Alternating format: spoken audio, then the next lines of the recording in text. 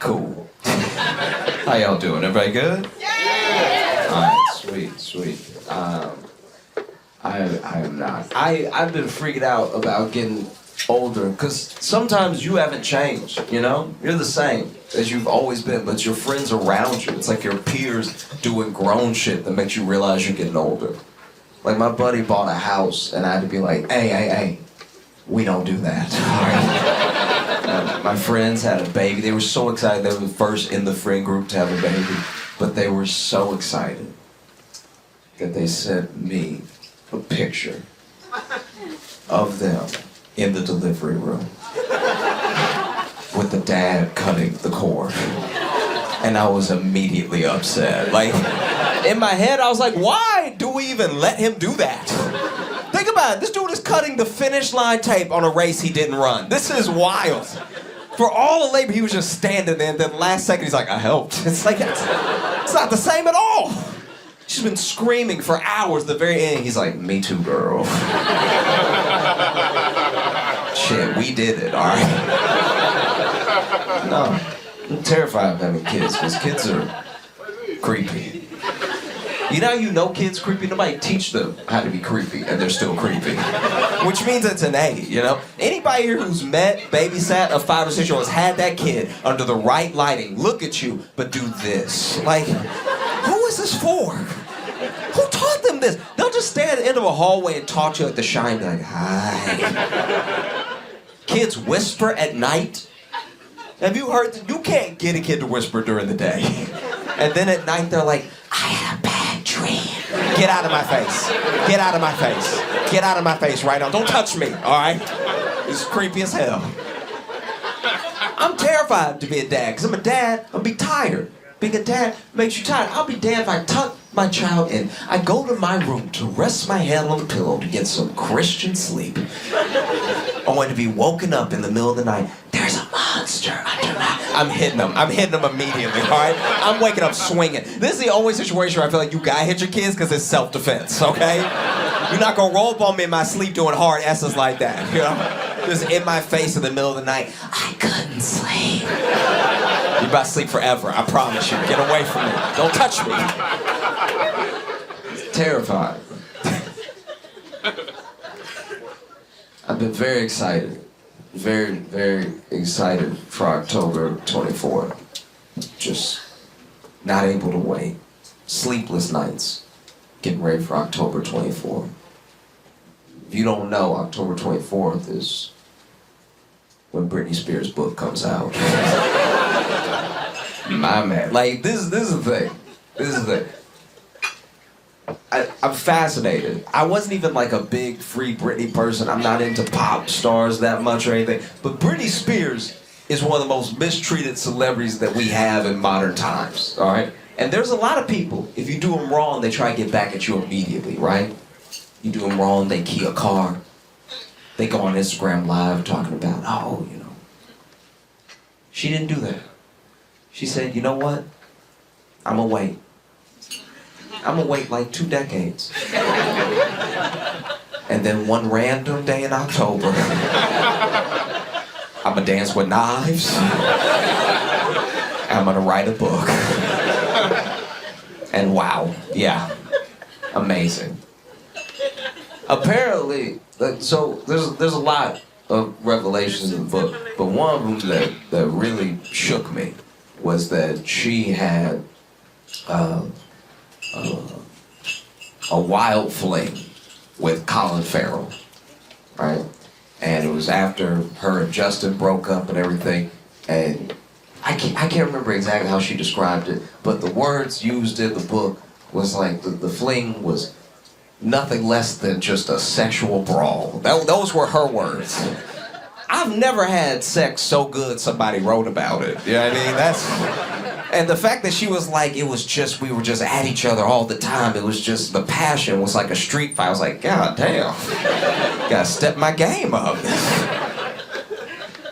I love doing comedy because I love making people laugh. When you laugh, you're letting yourself be yourself, you know? When you're genuinely laughing, you're not thinking about anything, you're not feeling pain, you're just enjoying yourself, you know?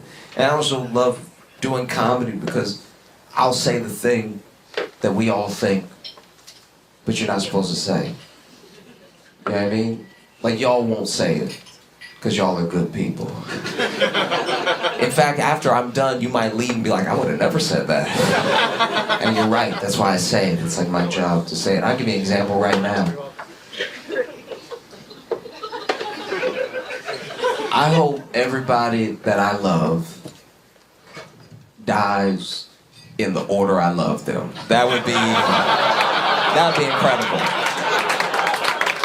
That would truly be fire. Don't act like y'all have rankings. Don't do that. There's a couple, you know. I got a family member, she loved to call me to tell me who died. That's all she would call me. And she doesn't care. As soon as she knows, I know. She'll call me in the middle of my workday. It'll be 1:59 on a Wednesday. Can't wait. Calls me up. Are you sitting down? Are you sitting down always means dead, by the way. That's not, you're not being mysterious. I'm not like, whoa, what? Like, no, it always means dead. No one's ever like, are you sitting down because you just won the lottery? It's not happening. You know? Are you sitting down? And so I'm like, just tell me who it is. And she's like, your cousin Willie. And she doesn't know I'm on the other end of the phone like, oh, thank goodness. Okay, because she doesn't know Willie not even in the top 30, all right? Like, Willie can go, okay? This could have been a text message if I'm being honest with you.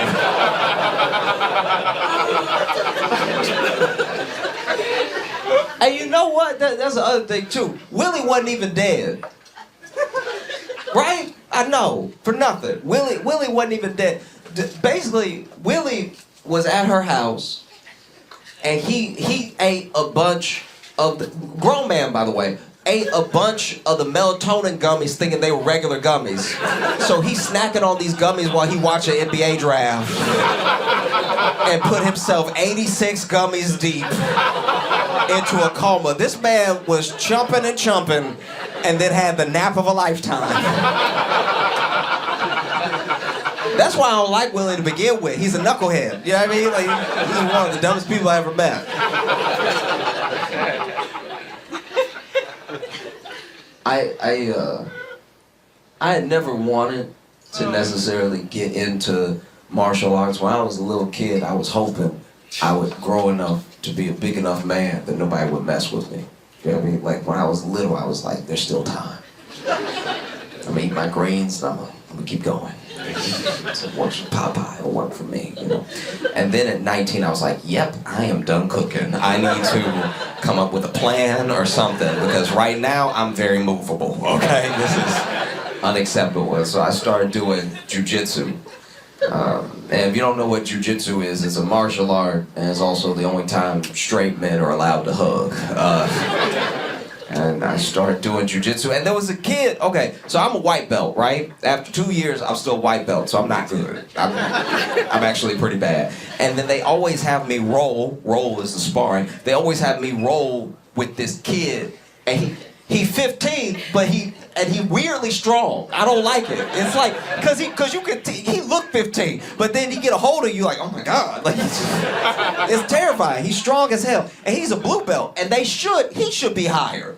That's unacceptable. I feel like they gaslight me keeping him blue because he doing high level stuff to me. It doesn't feel right. You know what I mean? Like there's a very thin line in jiu-jitsu from getting submitted and getting fucked. Like it's really bad. And so I had to quit doing jiu-jitsu because last time, okay, so this is the last lesson that I did, right?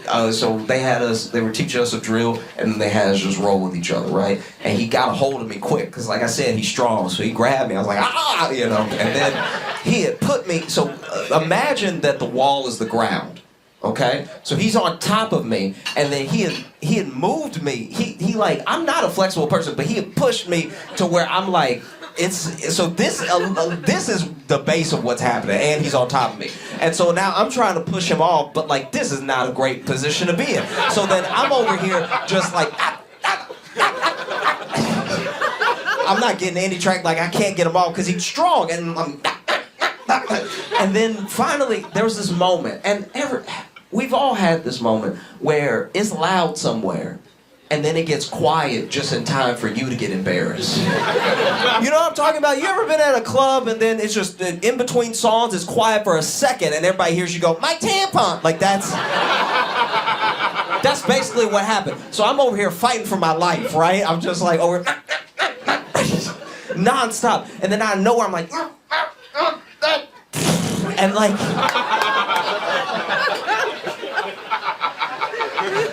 And it should have been quiet. Everybody was making noise a second before that. And then he get quiet, and then he stop and he get up. And then everybody's looking at me like I brown belted myself. And he's like, are you good? I'm like, yeah, I'm good. Let's roll. And he's like, nah, I'm alright. I had to leave class. I was so embarrassed. I left early, and I just decided, all right, I'm done with Jiu Jitsu. I'm just gonna buy a gun. Like,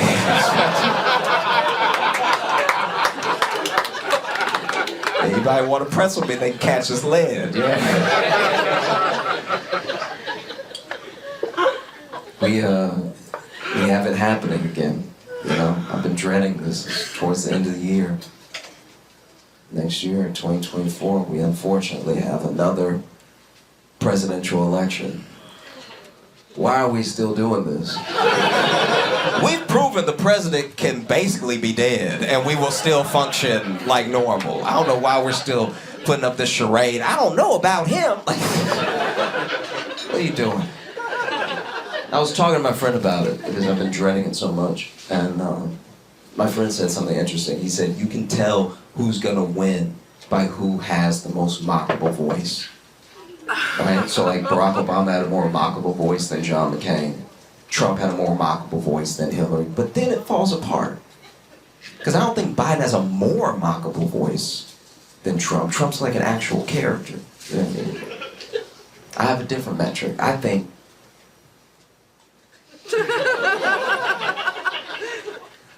whoever's the freakiest wins. Do you know what I mean? Like, Barack and Michelle were laying it down way harder than John McCain and his wife. That was when Barack still had the good hips and everything, you know. And we know about all these porn stars that Trump has tried to smash, that he has smashed, you know, bigger freak than Hillary. And I'm gonna go out on a limb and say it. I think Biden is a bigger freak than Trump. I do. Remember when he started running and was smelling the back of everybody's necks? Remember that? We had to beg him to stop. We were like, Joe, nobody does this. This is insane. Y'all remember what I'm talking about. He would just be up on somebody like...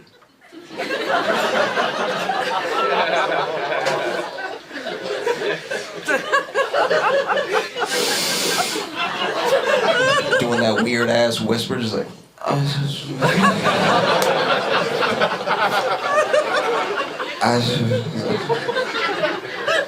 That's some good neck meat you got. I used to be one of these dudes that was like, I'm never getting married. Never. Like, when I was 20, I was like, I'm never getting married. I can't even imagine it. Why would anybody do that? Whatever, right? And then I worked at a bar when I was 20. And so a lot of the people that came to the bar and a lot of people that I worked with were older than me. But now that I'm older, they're middle-aged, right? So I see what happens when you keep that attitude of like, I'm just never getting married. No, not me, bachelor for life. I've seen it now, and it's not good. It's actually pretty bad. You know, we need to work on interpersonal skills, love each other, find somebody, and make it work, because this is rough out here. They're not doing well. Because this is the thing. No matter who you are, when you get married, marriage is you having a life partner, you know what I mean? It's you having someone that can look at you as you get older and be like, hey, that's weird. Don't do that outside the house. Don't embarrass me in front of other people, because they know we're together, all right? But if you don't have that, if you're not married and you don't have that, you just keep going through life and you get weirder and you think it's normal because you with you all day. So you were like, I think it's a good idea, let's do it. You know what I mean? And before you know it, you that weird dude. It's very upsetting, right? And this is the thing, this is the main way that I've watched it manifest, is that, how do I put this?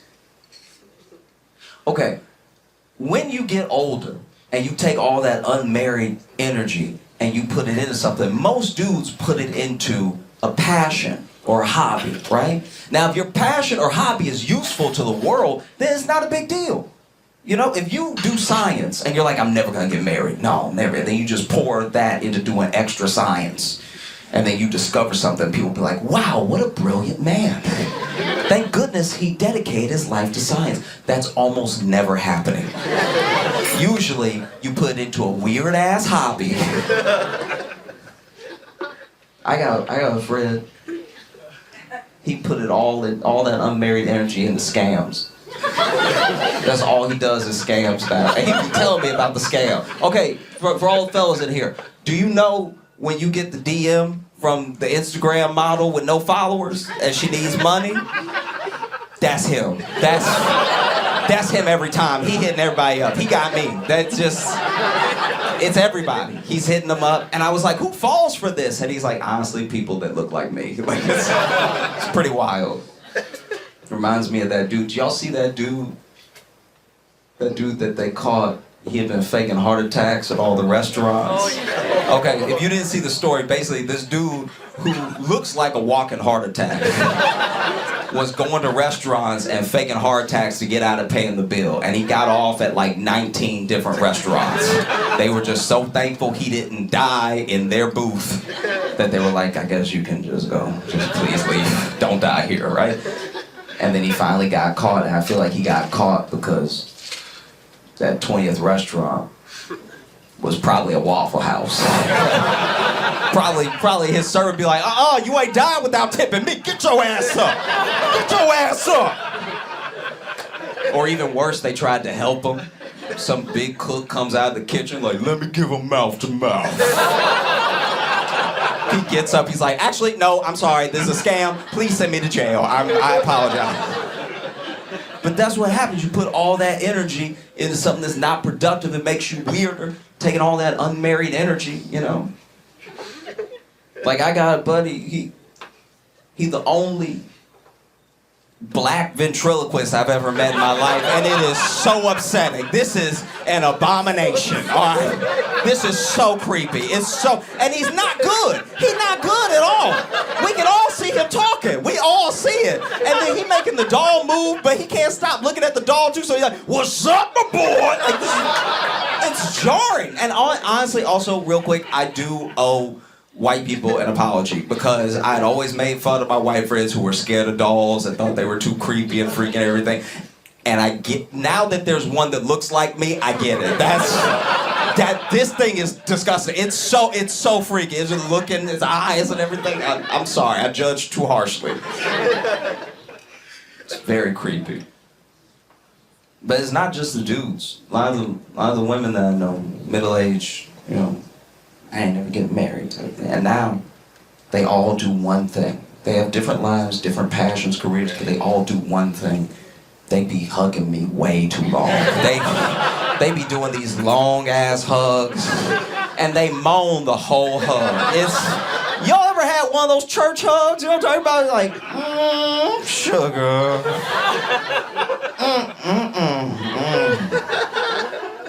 How you been? How you been, baby? How you been? I even caught one of them. She was like, how you been?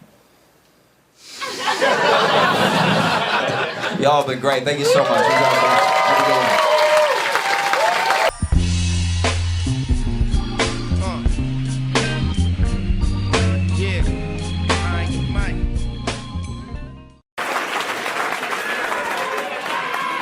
Oh, thank you. That's very kind. Nah, I hope I can back it up. Oh, Lord. Uh-oh. No, this is the thing. I have not been to St. Louis much, but I got in last night, and I've had a great time so far. You have a beautiful, beautiful city. You have a beautiful museum. Lots of stolen art. Lots of, like, y'all got it good. Like, that I was looking around like, wow, that's from Egypt. Oof. And he really in there too. That's crazy. Oh, I had some great pancakes. You know, this has been wonderful, and the people here are incredibly sweet, incredibly nice. Yeah, this is like. But y'all have some.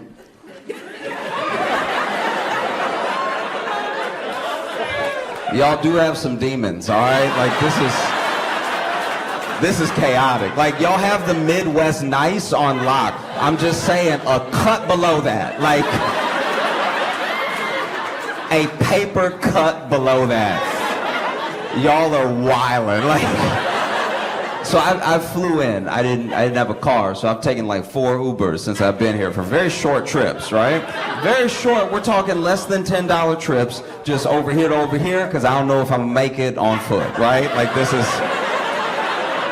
not the most walkable city. Like I walked out of my hotel thinking like, I'll just take a walk, and I looked both ways, and I looked, and the way that this truck zoomed past me. I was like, you know what? I'm gonna go ahead and order, you know, just so I have some armor around me. And the dude driving couldn't have been nicer. I get in, he's like, Josh. I was like, yeah, wow, you really excited, like you know me. That's crazy. Excited to see you. I get in and we're talking about the day and everything. And then I don't know, like truly out of nowhere, my man just looks ahead and his whole face changes, and he yells out in the car. So his windows aren't down. Nobody can hear him but me. This is for nobody but him and I. This man goes, it doesn't take 2 lanes to turn right.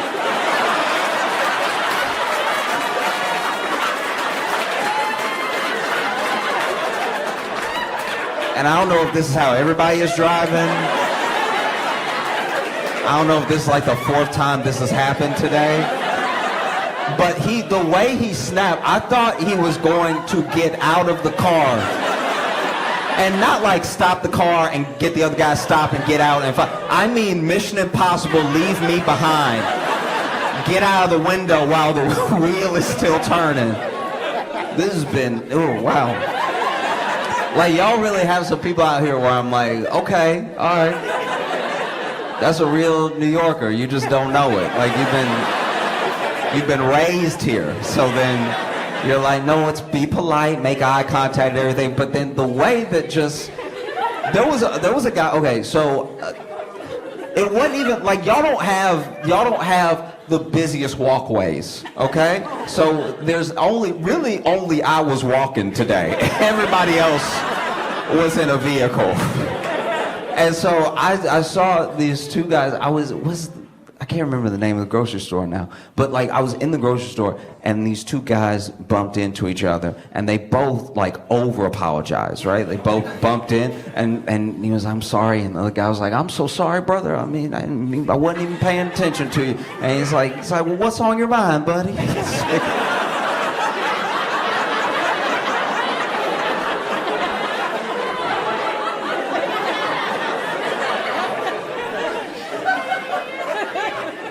And he's like, I just been going through a lot, you know what I mean?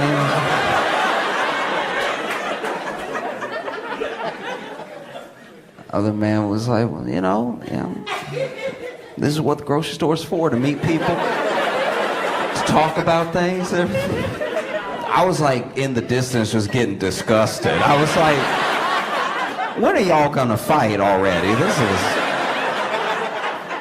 This is gross.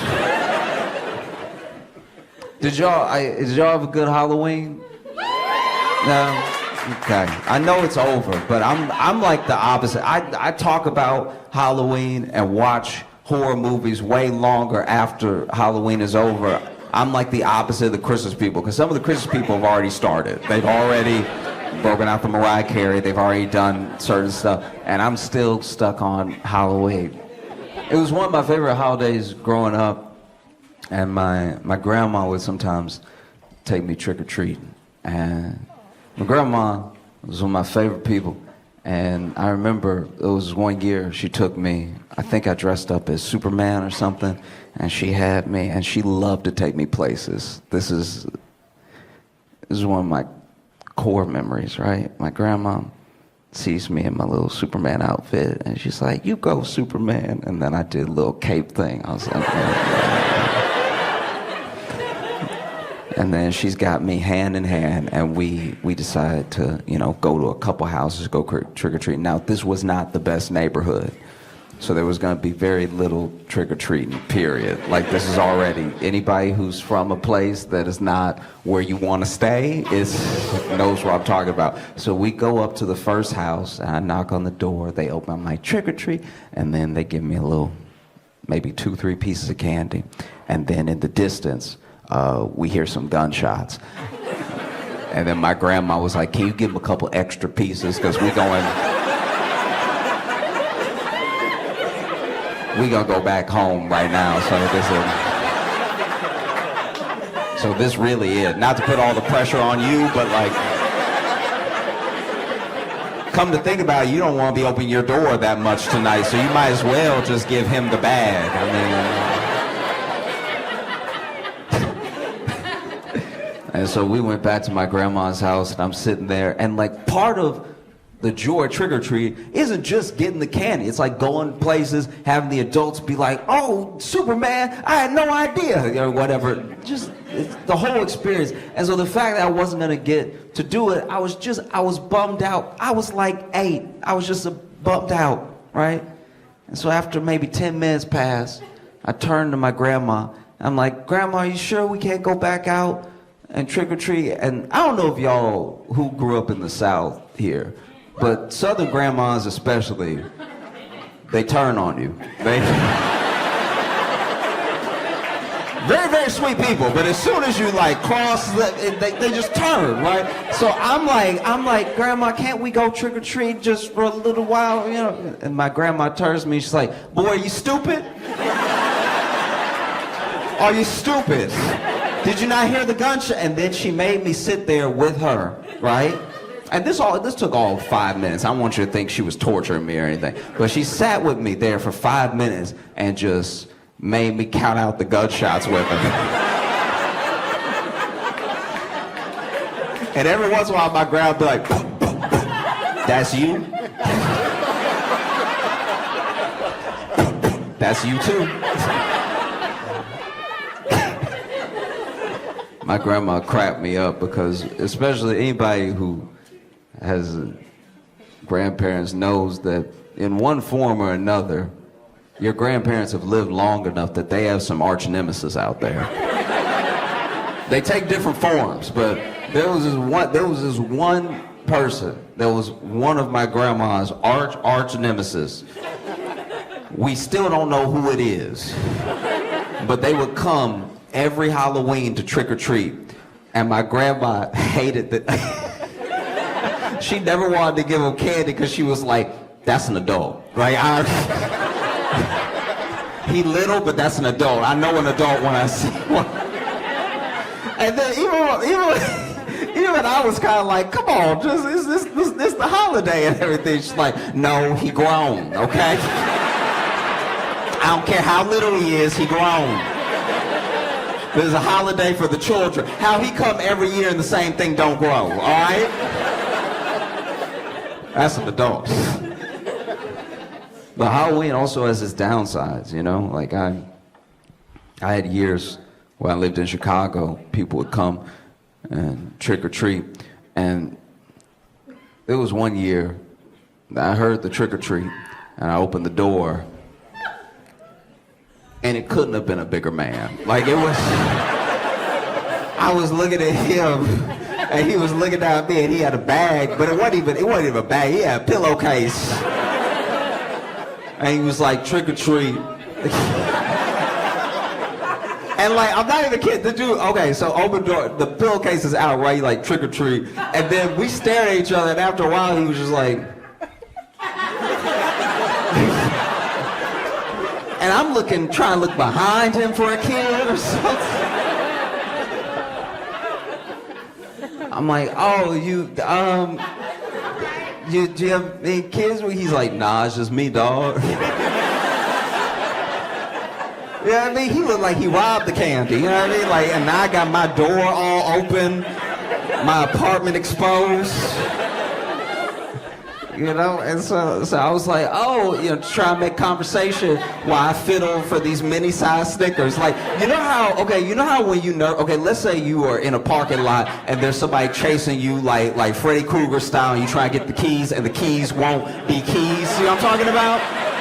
Where you like struggling, you're like, come on now, come on. It's not even about the key, getting the key in the keyhole. It's about getting the keys in your hands, like getting some purchase on the keys. Like, you're like, come on, come on. It was like that with the Snickers. None of the Snickers wanted to stay in my hand.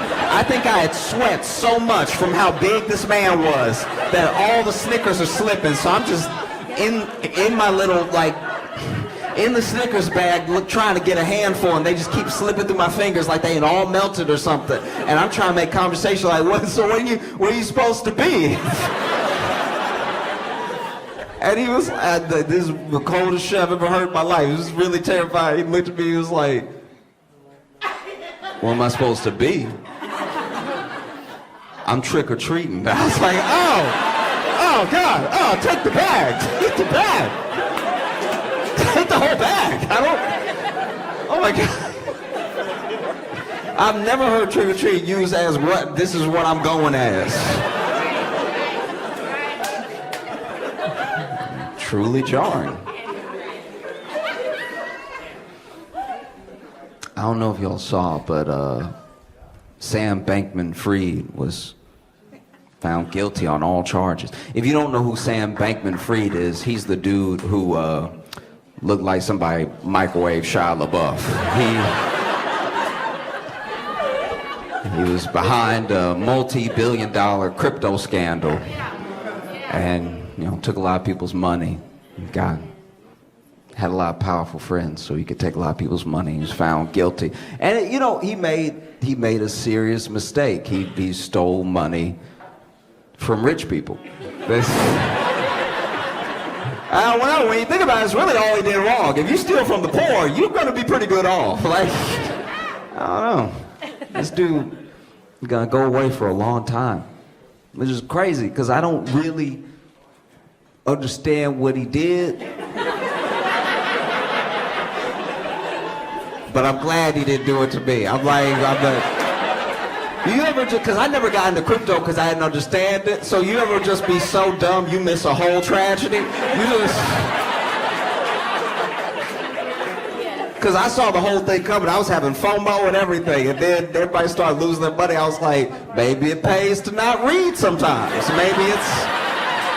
Maybe it's to my benefit that I have stayed as ignorant as possible on very specific subjects in life. This is very embarrassing to admit, but when I was a kid, all the way up until like young adulthood, I thought that I could see the future. And then I realized I just had common sense. Yeah, I mean, like, I'll give you my best example.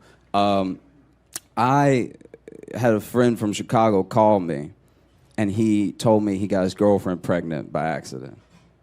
And I was like, oh, dude, I knew you were going to do that 3 years ago. And he was like, how? How is that possible? I've only known her for a year. And I was like, oh, bro, I knew you were going to do that when I saw you walking around with no case on your phone. Like, I knew you weren't thinking ahead. You weren't taking precautions. You were living reckless, You don't have a case on your phone. Of course you're not wrapping it up. Come on, just walking around loose phone all day. Hey, thanks so much for watching. Please like and subscribe, hit the notification bell, and tell a friend. That would be a huge help if you tell people about it. Sharing is great. There's like a share button, but if you tell people, they might click on it. Dallas, Texas, please make some noise for Josh Johnson!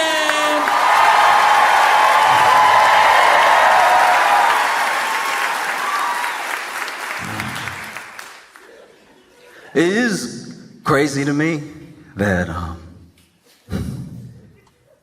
everybody, no matter who you are a different person to everybody that you know. Like, we have the idea in our heads, we understand that we're different to our parents than we are to our friends, than we are to our coworkers. But I mean, like, every single person. Just because of when we meet each other, how we meet each other, what we mean to each other and everything. I have a friend from growing up. His name is Squish. And Squish got his name because he's pretty accident prone. In fact, the way I met Squish was he was walking and this kid was in the cafeteria and he stepped on a pickle. And this kid flew.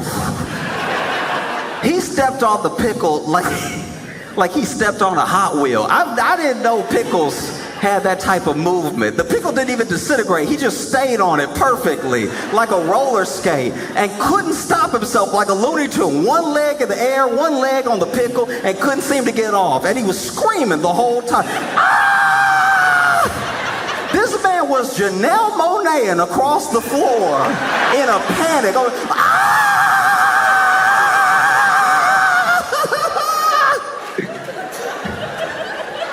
And this kid slid into some trash cans hard.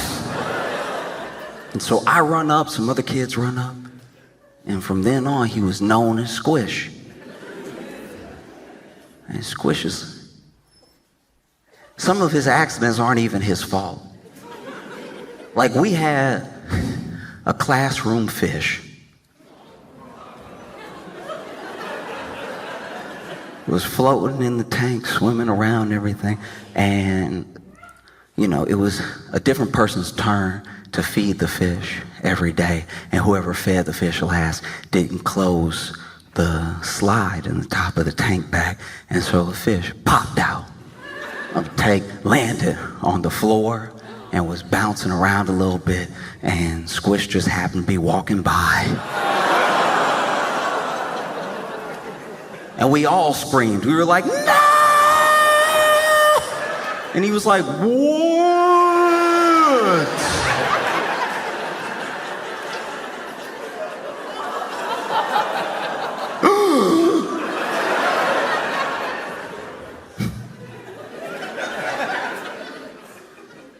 Squish's number one accident that solidified his nickname and his understanding to us as a clumsy person actually happened on a field trip to Dallas. Yeah, so we were all hanging out, getting some food because the field trip was like all planned out. We had a thick itinerary, and so we got to have lunch at this Italian place, and Squish got some spaghetti to go as well. And of course, throughout the course of us walking around, he trips and falls on his spaghetti. But he doesn't just trip and fall on the spaghetti. He manages, normally when you fall on to-go plate, it stays where it is. This kid fell and somehow managed to get all of the spaghetti from his stomach to the top of his head covered in marinara sauce. It was like there was more marinara sauce on him than there was in the to-go plate. And unfortunately, it was a field trip to the book depository.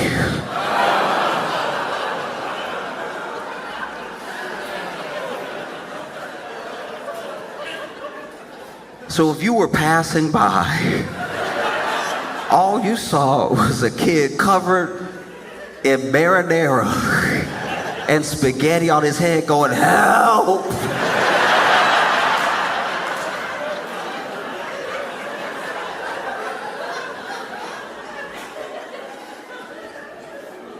I remember when Squish got married. I remember when he had a kid, and I remember when his wife told him, and is wild because when she told, I wish he had been doing a bit or something, just making a cute little joke for the two of them. But she said, we're pregnant. And without missing a beat, he went.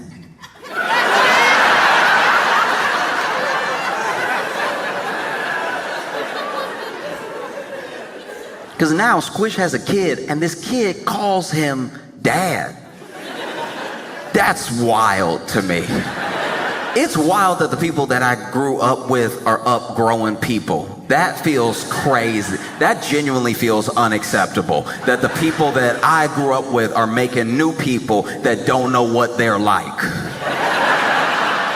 Because I know these people. This kid called Squish dad. I'm like, oh, you don't, that's not dad, that's Squish. No, you weren't around, but. No. And I'm thinking about it so much because I am older now than my parents were when they had me. And it sort of recontextualized every memory.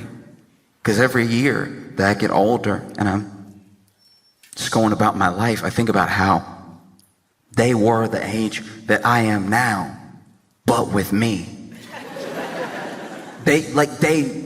I'll have a bad day and think, oh, this is the worst, and not thinking about how they used to hang out with me, but not when I was like fun. They had to hang out with a version of me that couldn't read. So you're already having a bad day, and now somebody that can't read is making it worse. You picking them up from school, they sitting in the back all, and now you have to try to figure out what's wrong with somebody who can't read. Because they won't tell you, one, because they're a kid and they're being all secretive and everything, but also because they can't read, so they don't even know the words to describe what they're feeling. You gotta do charades to see what's wrong. That's tough.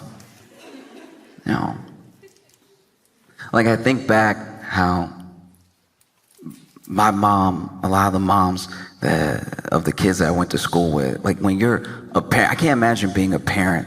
I cannot imagine being a parent right now, being a kid right now. I feel like I barely did all right with what I had, you know what I mean? When I was growing up, because I have a lot of empathy for the people who are trying to like raise a good person, doing your best to just make a good person. And the way I look at it, the way I look at life lessons is a lot like lunch. Because, you know, as the parent, the person who has knowledge, the person who's trying to do what's best for your kid, you can make them the best lunch possible. And when I say the best lunch possible, I mean like actually everything that they need. There's vegetables, there's fruits, there's some protein in there. You go ahead, you got the fiber. Everybody forgets the fiber. You gotta get your fiber. You don't want to be full of protein and no fiber. You just be sitting there stuck.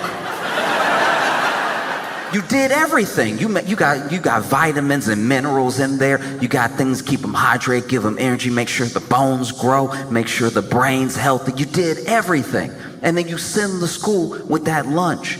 But then it's up to them. Once they're not around you, you don't know. You have no idea. You know, maybe they're going ahead and they're taking out like the one sweet thing in that lunch, and then they just dump out the rest.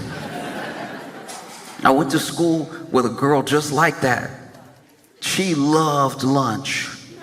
Lunch was her favorite because she was a wheeler dealer. She was a broker at lunch. I've never seen anybody finesse like this before. She would start lunch with one snack pack. She would end it with 16 cookies. And we would all have been had and we didn't understand how. We all just sit here, no treats, because she had mixed us up so much.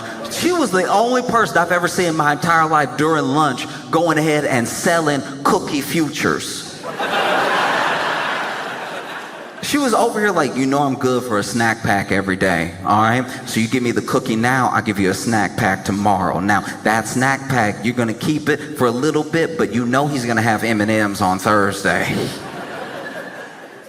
And she did this every day. Every day she finessed the entire class out of everything. And her parents made her a good lunch, but just, we're not really trying to hit that celery right now. Not when we got delicious brownies homemade. And after a while, it took some time, but after a while she showed up to school and she had this rash and she was always tired and stuff. And we found out later that her parents had to take her to, the doctor, and she had scurvy.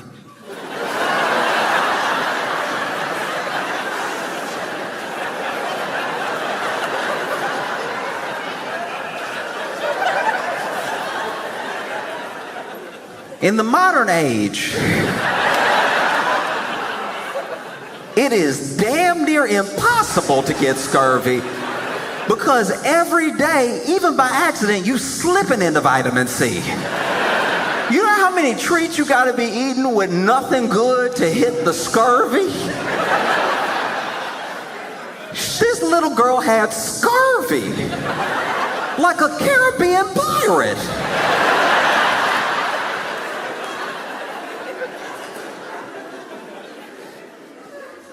Because her parents were doing their best for lunch. They prepared her as best as possible. They gave her everything good. But then when you're around your friends, when you're alone, a parent can't know what's going to happen after that.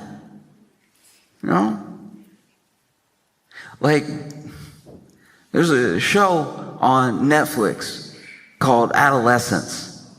And I watched it.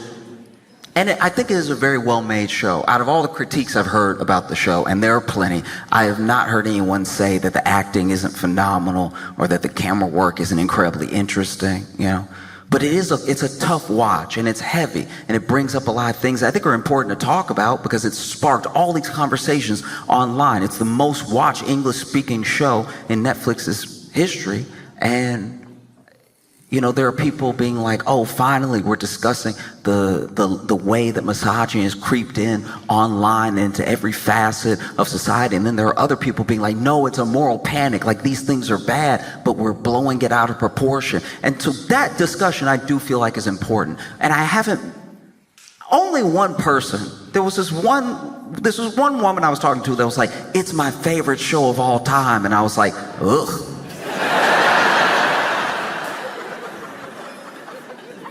Favorite all time ever? Did you watch the whole thing and that's your favorite thing you've ever watched? I'm not judging, I'm just saying that's a lot like being like, my favorite place to go is the dentist. It's like, all right, I mean, it's good that you went, but you're telling me that makes you feel good? You love that? You love somebody just playing in your mouth like that? Quizzing you while flossing you? That's your favorite thing? It's just as odd to me. Teach their own. But I do think it's really important that we have these conversations, and it started making me think about my own life. When I was little, I didn't even know what it would mean to have a girlfriend, really. And I only think I thought about girlfriends because adults would like pitch me on the cheek and be like, oh, you so cute, you must have a little girlfriend. You got a little girlfriend? I'd be like, nah. You're not around the rest of the time. I'm actually quite a lot.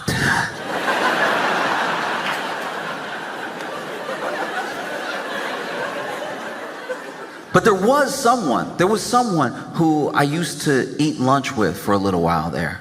And sometimes we'd eat lunch for the whole period of lunch, and sometimes she would just come over, to make sure we chatted before lunch was over. And we would always split my cookie, right? I'd break my cookie in half, and we would chat. And I knew that I got to do every day at school my two favorite things, which was talk to her and eat cookies. And so she'd come over, we break bread, cookie bread, we break bread and everything. We talk about all sorts of stuff. And I didn't know what it would be like to have a girlfriend, but I knew if I was gonna have a girlfriend, it would be her, right? This is who I like talking to. It's who I like spending time with. It's the only person I'll share my cookie with. And one day, I was walking to the monkey bars, get some swings in. It was good to get the shoulders working. And when I got up to those monkey bars, I wasn't right up on them. I was still at a distance, but I saw her kissing a boy. And I was distraught. I saw them kiss it. I was like, no! I didn't even think of kissing! Is that what boyfriends and girlfriends do? Hey, you know, we little, so they not even really kissing. They more just butting heads and everything.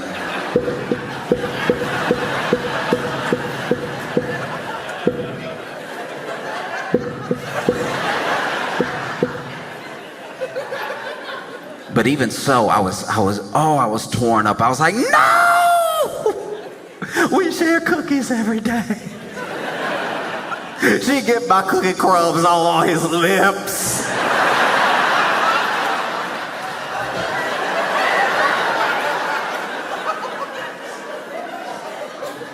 And I didn't go up to the monkey bars. I went to the little castle that we had on the playground, and man, I cried. I was torn up, you know.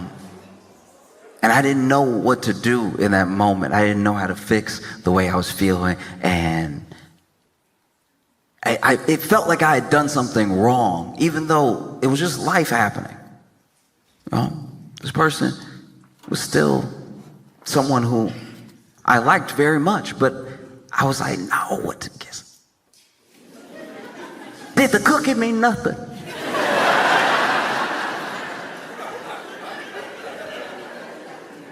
You know, I was so torn up. When we went back to class, I couldn't even learn. Teacher sitting there with a word problem. Simple word problem, trying to get me to hit that 3 + 4, and I was like, 3 kisses plus 4 kisses is one broken man.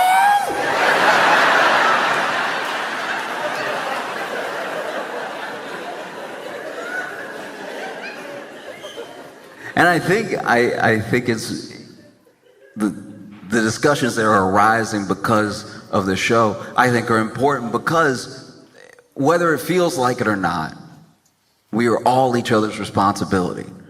And I think that there's something happening, and it's happening to young men, it's happening to boys, where these things online, whether it's, you know, whatever, red pill, manosphere, whatever you want to blame, there's a certain rhetoric that at least fills in some blanks and tells you this is the way that the world is, this is how you fit into the world. And it's an assuredness that the people around you don't seem to have. Because when that happened, when that kiss happened, you know, when you're a kid, you see things in black and white. You haven't lived long enough to find nuance in between every experience. And so I didn't see that as like, oh, this is my friend, but she happens to like this person or also like this person or like this person more. I internalized all of it. I was like, no, she likes him because I'm ugly. That's gotta be what it is, right? Or she hates me and she likes him. Everything has to be very distinct. And that's tough. I think it's something that we would hopefully be better at recognizing, because it's the same thing that happens to young women. You know? Like when I was a kid, especially when I got to be a teenager and stuff, I was angry. I had all the regular problems. It wasn't like anything extra was happening. But one time an adult sat me down that I was talking to for a long time, and they said something that stuck with me ever since, because I was just telling them how I felt about everything, about how I felt about myself and the world and the people around me, and it all stemmed into this one question. They were like, who taught you to hate yourself? And I couldn't answer it. Because the truth is that I don't know if it's that explicit, and I don't think that it needs to be. When you're young and you're just trying to make your way through the world, I think it's a balance that gets created with the people around you and with yourself, and it's easy to tip, you know? I don't know if anyone was running up to young women specifically making sure that they felt like they were ugly. They just told them that everything that wasn't them around them was beautiful. And so then you have something very similar happening to young boys right now that's coming from all these different directions. And I don't think it should ever be a contest. I know one thing impacts another thing, and there are people that when someone is hurt, they become hurt too as a result. But I think that it's not really about who has it worse when we all have it bad. Sometimes when somebody's going through something and they're open about it, if it's not the person that we decided to band around, right? If it's like a unique person going through something and they're sharing it, sometimes the response, instead of being empathy, is almost backlash, right? They're going through something and they're being open about it, and people are responding with like, oh, boo-hoo, you'll be fine. It's all good, right? But this person is coming to you earnestly, and they're going through something, you know? Like, we don't really, if I'm being honest, we don't really talk about the like body dysmorphia that a lot of men have. There are men packed into gyms trying to look like the action figure. Meanwhile, the action figure doesn't look like a person. Like, that's not, like, your knees aren't supposed to be as big as your head. You're just never gonna get there. That's not how people are built. No one does that.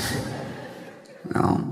And even more than like body dysmorphia in men, the thing that I don't think I hear anybody talking about is strength dysmorphia. I know a lot of men, good men, who have looked at a box or a pool table or a TV and thought to themselves, I could pick it up. We are losing more backs in this country to men's strength dysmorphia than anything else. Strength dysmorphia is the #1 cause of hernias in men. Because then you'll try to help. You'll try to be that person, to be there for them. Be like, hey, wait until we can get some help. Don't do it by yourself. And they'll be like, you don't think I can pick it up? And you're like, it's not about me. Your knees don't think you can pick it up. Your legs don't think you can pick it up. Your back doesn't think you can pick it up. Your glutes don't think you can pick it up. One time I was on a road trip with some friends, and we heard it when the tire popped. We heard it immediately. So we pull over, right? And our friend who was driving, it's his car. He had everything ready to go. Had the spare tire, everything to change the tire, except he forgot the jack.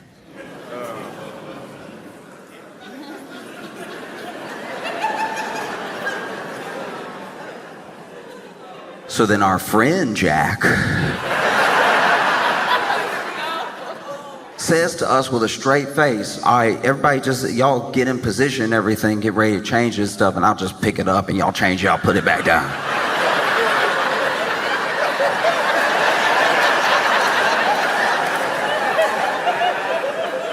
I had questions. I was like, pick up what, change what? He was like, no, look, y'all pick it up and, you know, start changing, I'll put it back down. It may take us a couple tries, but we'll get there.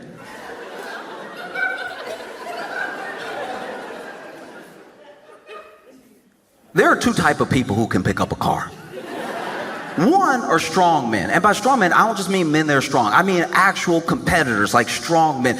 All they do is train and work out and lift heavy things. They almost look like the action figure, but they're not quite there because your knees are only going to get so big, right? But they got very big shoulders, big head, everything, big arms, and they pick up boulders and they put them on top of stuff. And then sometimes they pull trucks. They have the chain and they pull, and you can see that tire moving a little bit. You're like, he is moving it. Wow.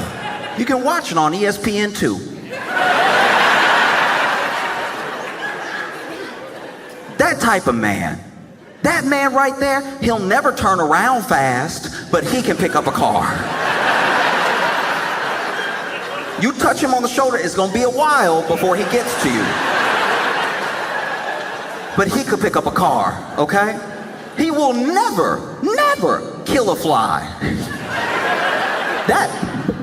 He's not gonna be that quick with it. But if you need a donkey murdered by punching it in the face, he can get that. It's dead.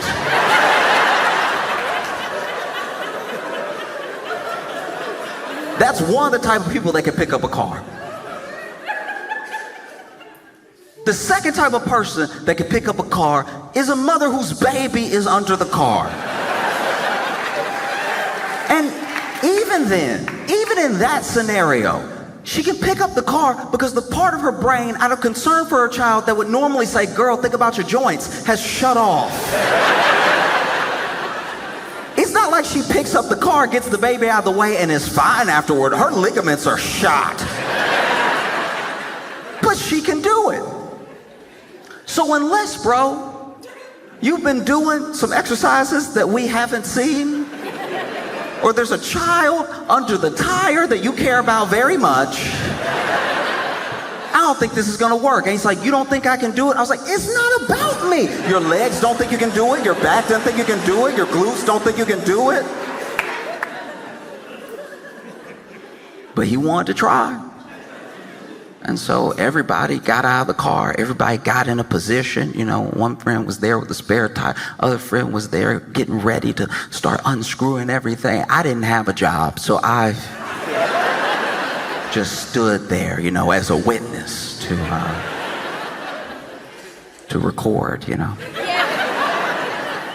And we know that there is a way to work out. We know if you want to lift, there's a way to do it correctly. You're trying to deadlift, try to squat, you get your legs shoulder width apart. You go ahead and make sure your knees stay in line with your feet so you're not buckling one way or the other. You go ahead and put your butt out when you're trying to pick it up. You keep your back neutral, keep your core engaged and everything. You lift it up, make sure your neck is neutral and stuff. We know all of these things. This man got in the weirdest position I've ever seen in my entire life. This man got, okay, so he got under the bumper like, okay.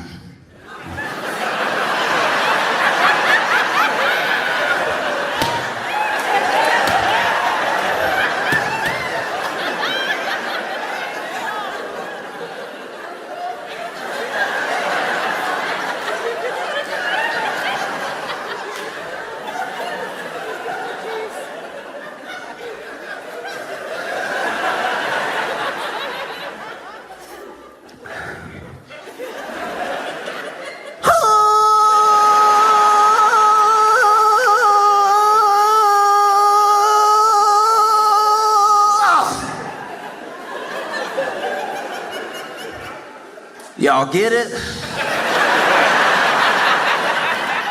We were like, no, it didn't move, because it's a car. How long did you think you were lifting it? What world are you in? And he's like, oh, you know what? That's my bad. That's my bad. No, I'm doing it wrong. I'm doing it wrong. I'm going to turn around. Turn around. You know that lift that's famous for being much easier, where they go to the Olympics and they put the bar behind them to pick it up. You know that thing that we've all seen before? This fool turned around, put his back to the car like, okay.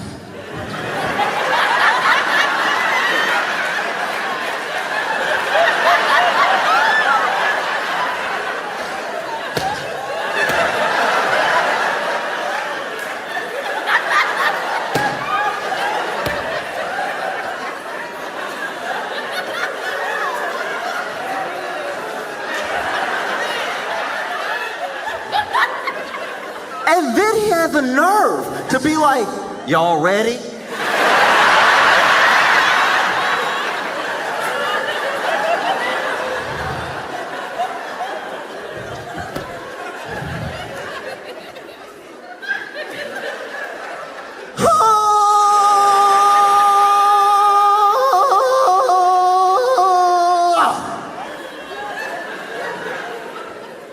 Y'all must have got it that time, right? And we're like, no, it didn't move because it's a car. You can feel yourself not moving it, right?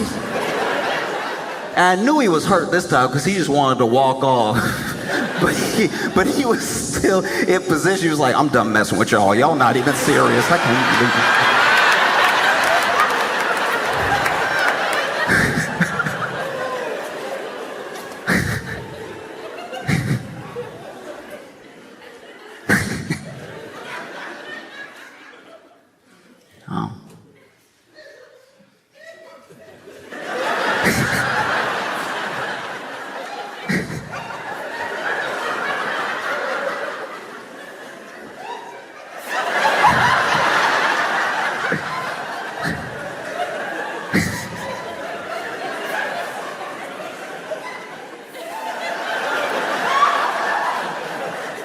Over here doing my job for me. That's right.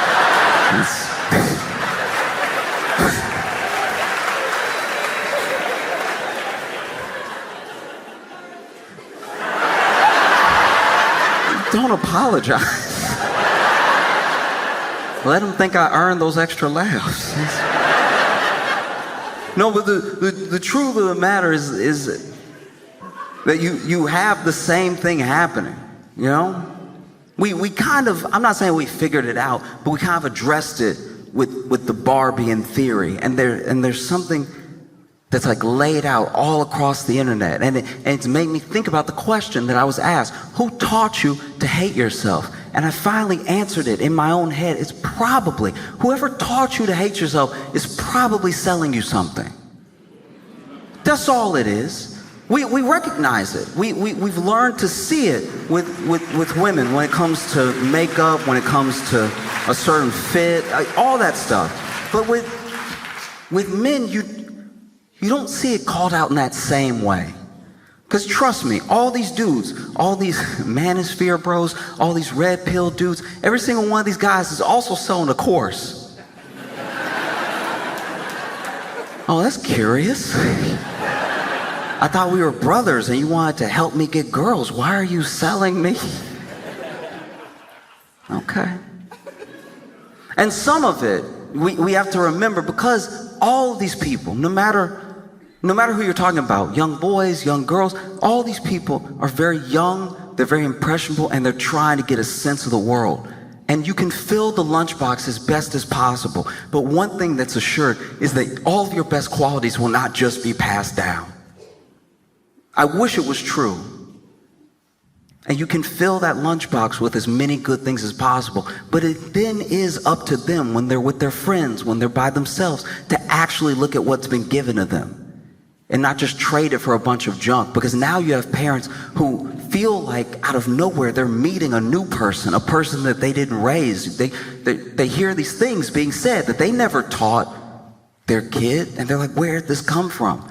And some of it, not all of it, but a good portion of it can be blamed on being online. I think it's a mistake to just say that it's online throughout. Just go ahead and throw away the phone. Don't let the kid get on the computer or anything, because the people posting these things are real people out in the world. So those ideas are running rampant in the world anyway. But I do think that it's in how algorithms are built. You know, you show genuine curiosity for one thing, and all they're trying to do as a company is hold your attention, keep you on the platform. So they see you choose one thing, so they send you more of that thing. And so it sends you down a rabbit hole. We always blame ourselves for falling down a rabbit hole, but it is what's served to us after we just watch one thing. You know, you watch one alpaca kick somebody in the chest.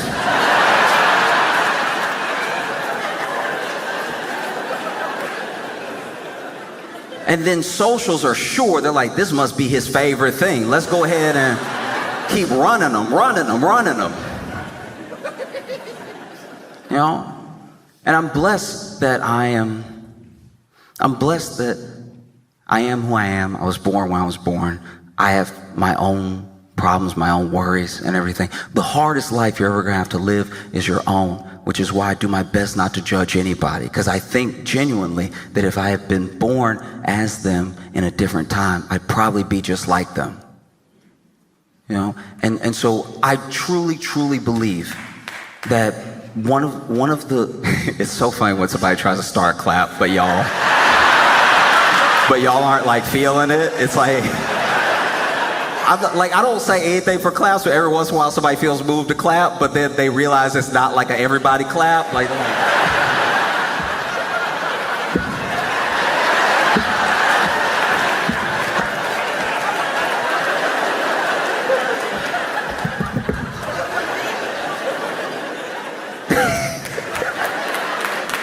No.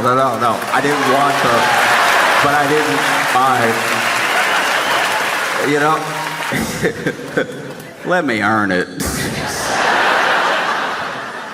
but the truth is that, like, when it's that easy,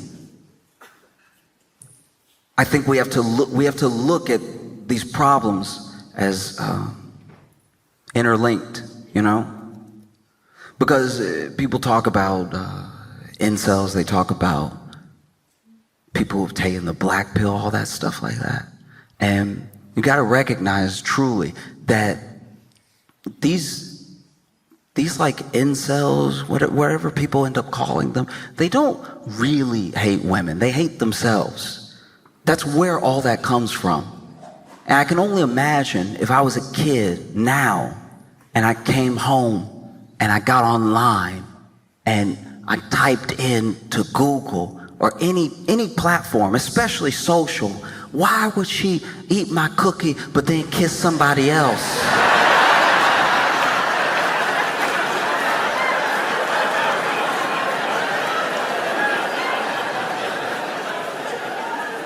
I'm in for a world of trouble. I'm immediately, with one prompt, getting into some really bad stuff. Because I bet you, because the people online are not necessarily talking to anyone.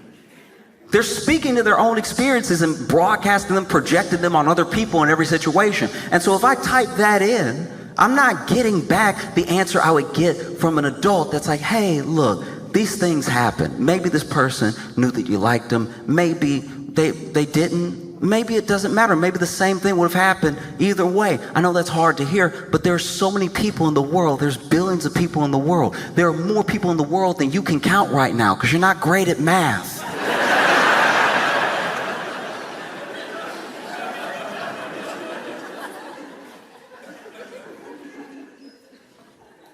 That's what, to me, I'm not acting like I'm an expert. I'm not a psychologist. I'm not a sociologist. I haven't met every person. I don't know what everyone is going through. But to me, that's the key. That's what solves it when people are like, what do we do? What do we do? You just stay in each other's lives as much as possible. All of this missing stuff gets filled in by the internet because we aren't there to do it. And I don't just mean parents. I mean like real community. I mean everyone that you know. Do you tell the people in your life that you know that you love them all the time? Do you never let a day go by without the people in your life knowing and feeling like they're loved by you? It just takes you. It only takes you. And so when you have something like that happen, you type it, you come home, you're crying, you're like, why was she with the cookie and the kisses? I'm not likely to get someone who's gonna give me a solid answer, an answer I can take to the rest of my life. I'm probably gonna get somebody coming on, big old shoulders, being like, that's right, that's what women do, they take cookies. And best believe, brother, she's coming for your cookie tomorrow. And next time she won't want half, she's gonna want the whole thing. That's why you gotta shut these women down before they get your cookie. If it even gets that specific.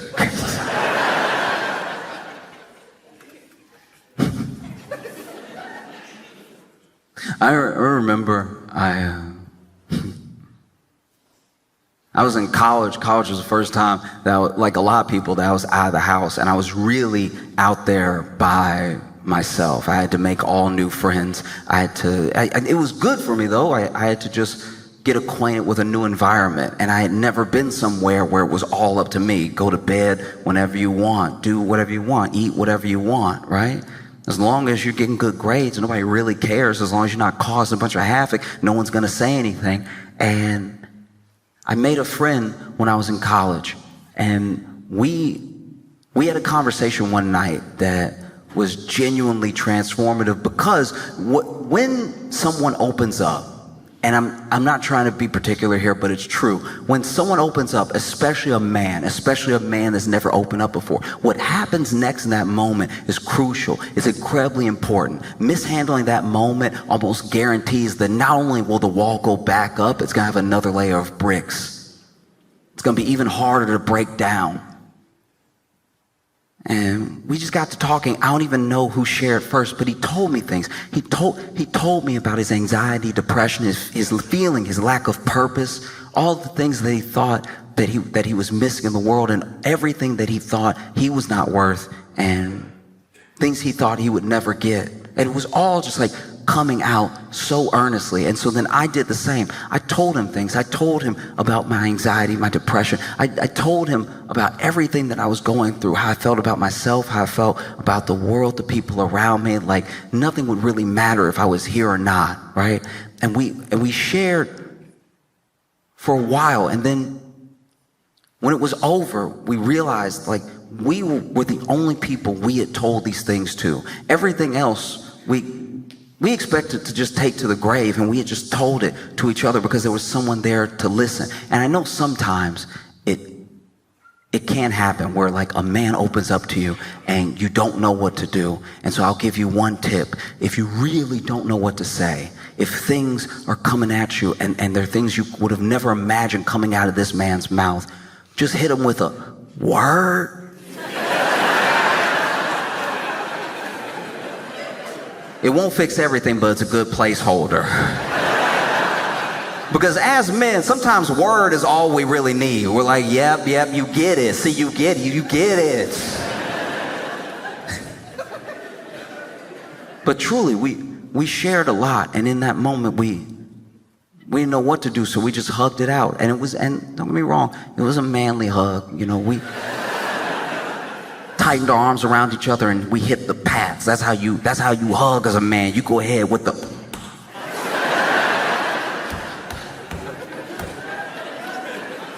Watch the end of Top Gun Maverick. Both those men ready to cry, and they still do. I don't know what to do, so I gotta hit it. And it was a long hug because, once again, these are things we thought we would never be able to tell anybody else, and we're holding on to each other tight, and we're patting each other back hard. And I'm not proud of it. But eventually, I did burp.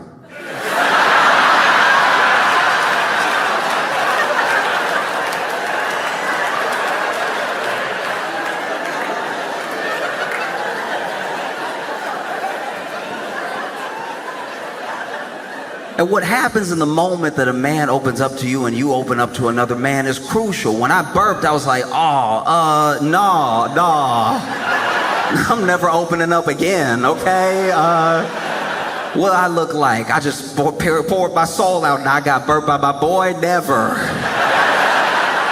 No, we not on that.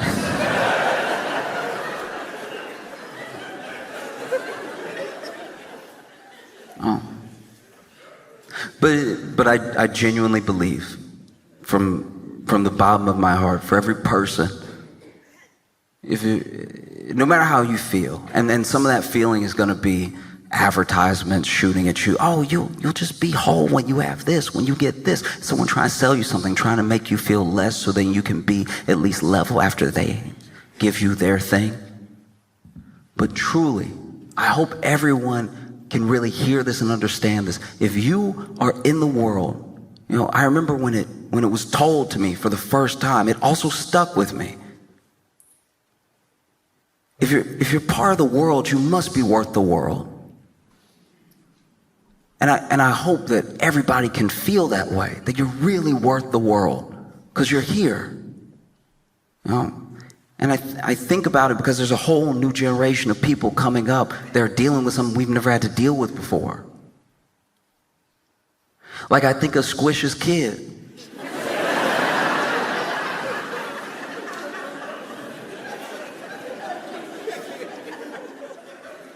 I was very nervous when Squish became a father because he has dropped everything I've ever seen him hold.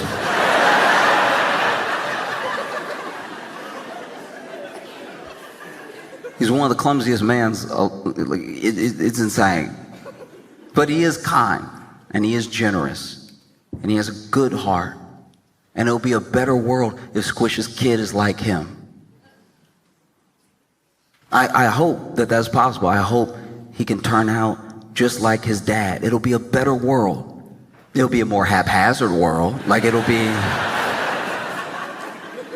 a different type of dangerous, but